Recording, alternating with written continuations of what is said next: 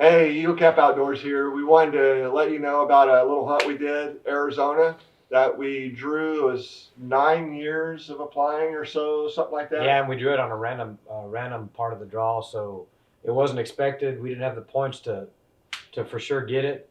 So when we drew it, we were super excited. Right. It was not one of the best bull units in the state, but it was a pretty good one. unit. So we went there with some thoughts of big bulls on our minds. Right. And some of the real world things that we found once we got there were that there's not big bulls running around everywhere like you kind of like it to be. Yeah. Yeah. And then you go sit at a water hole and you have to fight 10 or 15 people that are trying to hunt the same water hole, and also recreators that are driving around on ATVs. A lot of just ATVs. Having a good time. How many people did you have? I think 30 or 40 one day sitting at a water hole. A lot of people. But the plus is Arizona has a lot of little small towns in these areas, so we were able to get to town if we needed something pretty Yeah, quick. you weren't far from a grocery store or from the diesel if you needed to go fill up. Yeah. It seems like, for me, the bulls went to bed early. It was if you're gonna chase bulls, you had 30 minutes in the morning. They were going to bed. Yeah. And one thing that we did find out that was kind of effective is to get out early in the morning before daylight and bugle in the dark and try to locate them, because they'll be out there in those meadows chasing cows all night.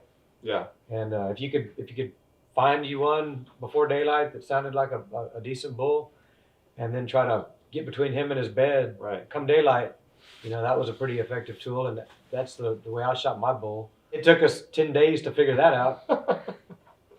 So. Yeah, I ended up sitting water 130 hours. I was pulling my hair out. Not much hair left, and that was tough. Yeah, sitting water in Arizona can be very effective, but they don't necessarily come to water every day, so you might sit at a water hole all day long and not see an elk.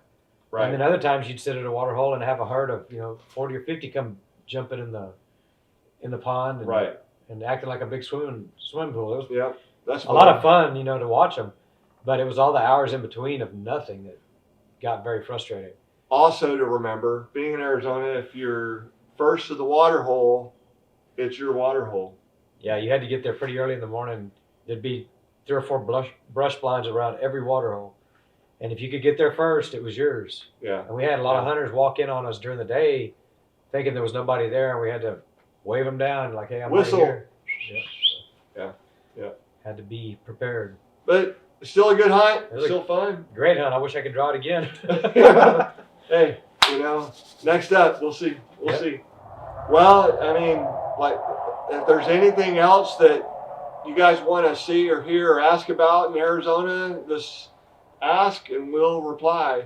Yeah, so, leave a comment and we'll try to get back to you. Yeah. All right. Thanks for watching. Good luck in the draws.